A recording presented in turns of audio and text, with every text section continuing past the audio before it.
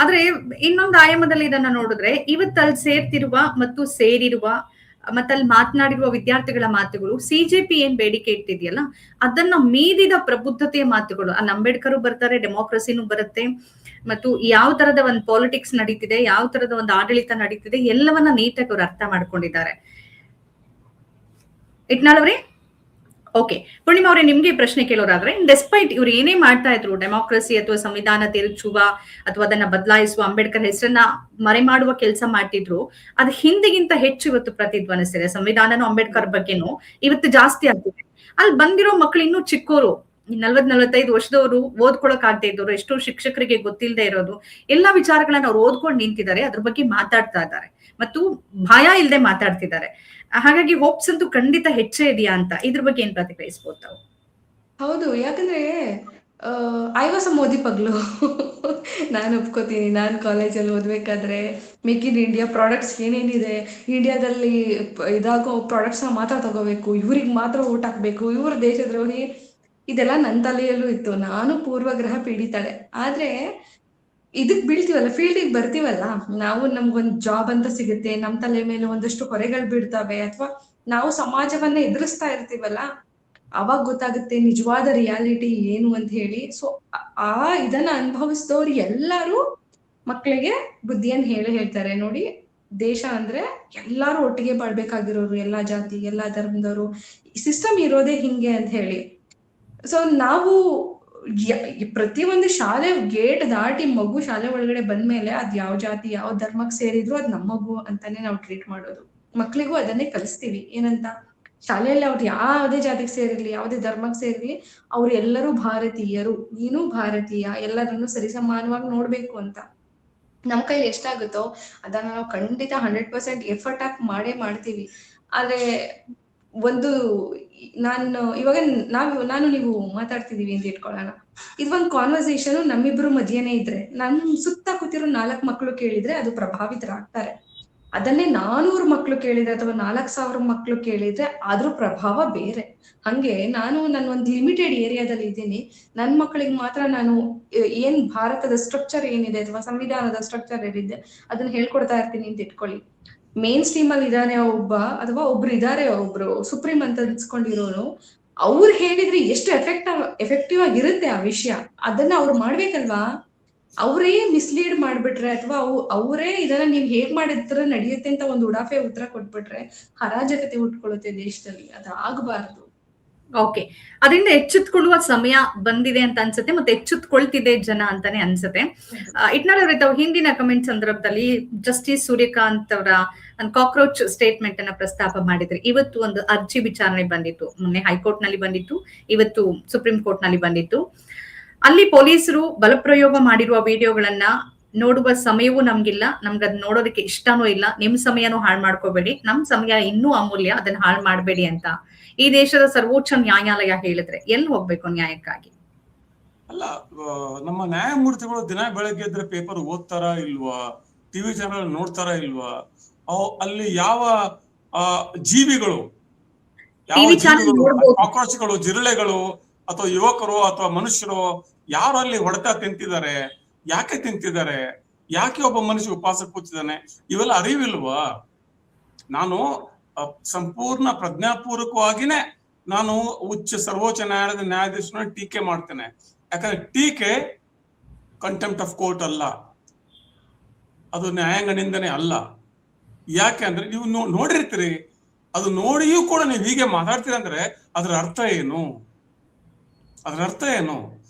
20 ಯುವಕರು ಆತ್ಮಹತ್ಯೆ ಮಾಡ್ಕೊಂಡಿದ್ದಾರೆ, ಅದರ ಅರ್ಥ ಏನು?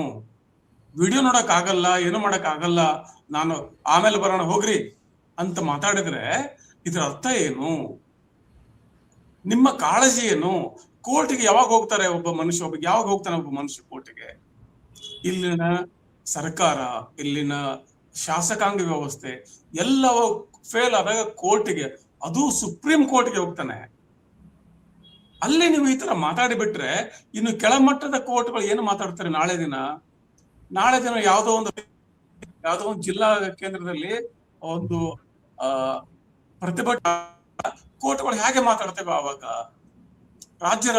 ರಾಜಧಾನಿಯಲ್ಲಿ ನಾಳೆ ಫ್ರೀಡಂ ಪಾರ್ಕ್ ಅಲ್ಲಿ ಪ್ರತಿಭಟನೆ ಮಾಡಿದಾಗ ಕೋರ್ಟ್ಗಳು ಹೇಗೆ ಮಾತಾಡ್ತವೆ, ನಾವು ಎಲ್ಲಿ ಕೂತಿದ್ದೇವೆ, ನಾವು ಯಾರಿಗೆ ಮೇಲ್ಪಂಕ್ತಿಯನ್ನು ಹಾಕಿ ಕೊಡ್ತಾ ಇದ್ದೇವೆ ಅನ್ನುವ ಅರಿವು ಸರ್ಕಾರಕ್ಕೂ ಇರಬೇಕು, ನ್ಯಾಯಾಲಯಕ್ಕೂ ಇರ್ಬೇಕಲ್ವಾ. ಈ ಸರ್ಕಾರಕ್ಕೂ ಇಲ್ಲ. ಯಾವ ಮೇಲ್ಪಂಕ್ತಿಯನ್ನ ನನ್ನ ಯುವಕರಿಗೆ ಹಾಕಿ ಕೊಡ್ಬೇಕು. ನಾನು ಯುವಕರಿಗೆ ಇಂಜಿನಿಯರಿಂಗು ಮೆಡಿಕಲ್ ಡಿಗ್ರಿ ಕೊಡೋದಲ್ಲ, ಮೊಟ್ಟ ಮೊದಲು ಅವ್ರಿಗೆ ನೈತಿಕ ಜವಾಬ್ದಾರಿ ಅಂದ್ರೆ ಏನು ಅಂತ ಕಲ್ಸಕ್ಕಾಗತ್ತೆ. ಆದ್ರೆ ಸ್ವಲ್ಪವೂ ಹಿಂಜರಿಕೆ ಇಲ್ಲದೆ ಅಧಿಕಾರಿಗಳಿಗೆ ಒಂದು ಆದೇಶ ಕೊಡ್ತಾರೆ, ನೀವು ಲಾಠಿ ಚಾರ್ಜ್ ಮಾಡಿ. ಲಾಠಿ ಚಾರ್ಜ್ ಮಾಡೋ ಪ್ರಮೇಯನೇ ಇರ್ಲಿಲ್ಲ ಅಲ್ಲಿ, ಯಾವುದೇ ರೀತಿ ಗಲಾಟೆನೂ ಇರ್ಲಿಲ್ಲ ಅಥವಾ ಯಾವುದೇ ರೀತಿ ಘರ್ಷಣೆ ಸಂಭವಿಸಿಲ್ಲ, ಏನೂ ಇಲ್ಲ. ನೀವು ಹೋಗಬೇಡಿ ಅಂತ ಲಾಠಿ ಚಾರ್ಜ್ ಮಾಡ್ತಾರೆ ಅಂದ್ರೆ ಆದೇಶ ಮೇಲಿಂದ ಬಂದಿರ್ಬೇಕಲ್ಲ. ಯಾರಿಂದ ಬಂದಿದೆ? ಬಂದಿದೆ ಅದನ್ನೇ ಹೇಳ್ತಾ ಇರೋದು ನಾನು. ಬಂದಿದೆ. ಅಷ್ಟು ದಪ್ಪ ಚರ್ಮದ ಸರ್ಕಾರ ಇದು. 56 ಇಂಚಿನ ಚರ್ಮ ಇದು. 56 ಇಂಚಿನ ಚರ್ಮ ದಾಟಿ ಸಂವೇದನೆ ಹೋಗೋದು ಕಷ್ಟ ಆಗತ್ತೆ. ಹಾಗೇನೆ ಒಂದು ಸರ್ಕ್ಯುಲರ್ ನೋಡಿದೆ ಬೆಳಗ್ಗೆ ನಾನು, IIT ರೂರ್ಕಿ, ಹಿಂದೆ ಯೂನಿವರ್ಸಿಟಿ ರೂರ್ಕಿ ಯೂನಿವರ್ಸಿಟಿ ಅಂತ ಹೇಳ್ತಿದ್ವಿ ನಾವು. ಅದಕ್ಕೆ IIT ರೂರ್ಕಿ ಒಂದು ಸರ್ಕ್ಯುಲರ್ ಹೊರಡಿಸ್ತದೆ. ಈ IIT ವಿದ್ಯಾರ್ಥಿಗಳು ಮತ್ತು ಸಿಬ್ಬಂದಿಗಳು ದೆಹಲಿಯಲ್ಲಿ ನಡೆಯುವ ಒಂದು ರಾಜಕೀಯ ಚಳವಳಿ ಅಂತಾರೆ ಅದಕ್ಕೆ. ರಾಜಕೀಯ ವಿದ್ಯಮಾನಗಳಿಗೆ ಚಳವಳಿಗೆ ನೀವು ಭಾಗವಹಿಸಬಾರದು ಅಂತ ಒಂದು IIT ಹೇಳ್ತದೆ. ನಾವು ಓದುವಾಗ ನಮ್ಮ ಯೂನಿವರ್ಸಿಟಿನಲ್ಲಿ ವಿದ್ಯಾರ್ಥಿ ಸಂಘದ ಚುನಾವಣೆಗಳೇ ನಡೆದು ಬಿಡ್ತಿದ್ವು. ಇವರು ಆ ಚುನಾವಣೆಯಿಂದನೇ ಇಂದಿನ ಬಿಜೆಪಿ ನಾಯಕರು ಬಂದಿದ್ದಾರೆ. ಕರೆಕ್ಟ್. ರಾಜಕೀಯದ ಮೊದಲ ಸ್ಟೆಪ್ ಅಲ್ವಾ ಸೀತಾರಾಮ್ ಯೆಚೂರಿಯಿಂದ ಹಿಡಿದು ಪ್ರತಿಯೊಬ್ರು ಬಂದಿರೋದು ಅದೇ ವಿದ್ಯಾರ್ಥಿ ನಾಯಕರಿಂದ ಬಂದಿದ್ದಾರೆ. Correct correct. ಹೀಗಿರುವಾಗ ಎಲ್ಲಿಗೆ ಬಂದಿದೆ ಈ ವ್ಯವಸ್ಥೆ ಅಂದ್ರೆ, ನಾವು ಎಲ್ಲರೂ ಕೂಡ ಶಿಕ್ಷಣ ವ್ಯವಸ್ಥೆ, ಪೊಲೀಸ್ ವ್ಯವಸ್ಥೆ, ಅಧಿಕಾರಿ ವರ್ಗ, ಮಾಧ್ಯಮಗಳು ಎಲ್ಲರೂ ಕೂಡಿ ಹೋಗಿ ಹುಜೂರ್ ಅಂತ ಖಾಲಿ ಬೀಳ್ಬೇಕು ನಾವು. ಅವಾಗ ನಾವು ದೇಶಭಕ್ತರು. ಆ ದೇಶಭಕ್ತಿ ಮತ್ತು ಹಿಂದೂ ಮುಸ್ಲಿಂ ನೆರೇಟಿವ್ ಅನ್ನ ಸಂಪೂರ್ಣವಾಗಿ ಈ ಹೋರಾಟ ಮುರಿದಿದೆ ಅಂತ ನನಗೇನೋ ಅನ್ಸುತ್ತೆ. ಯಾಕೆಂದ್ರೆ ಅವ್ರ ಮಾತುಗಳನ್ನ ಕೇಳ್ತಾ ಇದ್ರೆ ಅಷ್ಟು ಮಂಜುಳಾ, ನನಗೆ ಅವಾಗಲೇ ನಾವು ಸ್ವಲ್ಪ ಕಟ್ಟಾಯ್ತು ನನ್ನ ಕನೆಕ್ಟಿವಿಟಿ. ಅದೇ ಕೊಟ್ಟಿದ್ದೆ ನಾನು. ಈ ವಿದ್ಯಾರ್ಥಿಗಳು, ಇವತ್ತಿನ ವಿದ್ಯಾರ್ಥಿಗಳಿದ್ದಾರೆ, ಜೆನ್ ಝಿ ವಿದ್ಯಾರ್ಥಿಗಳಿದಾರಲ್ಲ, ಇವರಿಗೆ ಹಿಂದೂ ಮುಸ್ಲಿಂ ಸಂವಿಧಾನ ಕೂಡ ಅಷ್ಟಾಗಿ ಅರ್ಥ ಆಗೋದಿಲ್ಲ. ಅವ್ರಿಗೆ ಅರ್ಥ ಆಗೋದು what is right, what is wrong. ಅವ್ರಿಗೆ they are very very simple. ಈ ದಪ್ಪ ಪುಸ್ತಕ ಸಂವಿಧಾನ ಓದಿ ಇಷ್ಟ ಸಾಹಿತ್ಯದ ತಲೆ ಕೆಡ್ಸ್ಕೊಳ್ತಿಲ್ಲ ಅವರು. What is right, what is wrong, what I am entitle to, what my parents have to do, what my system has to do for me, ಅಷ್ಟೇ ಗೊತ್ತಿದೆ ಅವ್ರಿಗೆ. And that's good also. And they are very very adamant. ಇವರು ಬಹಳ under estimate ಮಾಡಿದ್ದಾರೆ ಈಗಿನ ಹುಡುಗರನ್ನ. ಅಲ್ಲ ಅವ್ರು ಲಾಠಿ ಚಾರ್ಜ್ ಬೀಳ್ತಾ ಇದ್ರು, ಬೇರೆ ಯಾವ ಹೋರಾಟಗಾರರಾದ್ರೂ ಓಡ್ತಾ ಇದ್ರು ಏನೋ, ನೀವು ಓಡಿರಿ ಅಂತ ನಿಂತು ಬಿಟ್ಟಿದ್ದಾರೆ ಅವ್ರು. ಎಷ್ಟೊಂದ್ ಜನ ಎಷ್ಟು ಪೆಟ್ಟು ತಿಂದಿದ್ದಾರೆ ಅಂದ್ರೆ ಅದನ್ನ ನೋಡಕ್ಕೆ ಆಗ್ತಾ ಇಲ್ಲ. ನನಗೆ ಬೆಳಗ್ಗೆ ನನ್ನ ಮಗ ಫೋನ್ ಮಾಡಿದ, ಹಿ ಇಸ್ ಇನ್ ಲಂಡನ್. ಅವ್ನು ಫೋನ್ ಮಾಡಿದ, ಹಿ ಸೆಡ್ ಎಲ್ಲಪ್ಪ ಇದೆಲ್ಲ ಆಗುವಾಗ ನಾನು ಲಂಡನ್ ಅಲ್ಲಿ ಕೂತೇನ್ ಮಾಡ್ತಿದ್ದೇನೆ ಅಂತ. ಅವನು ಹೇಳಿದ ಮಾತಿದ್ದು. ಇವ್ರಿಗೆ ಗೊತ್ತಿಲ್ಲ students what they can do, they don't have an idea ಅಂತ ಹೇಳ್ದ ಅವನು. ಕರೆಕ್ಟ್.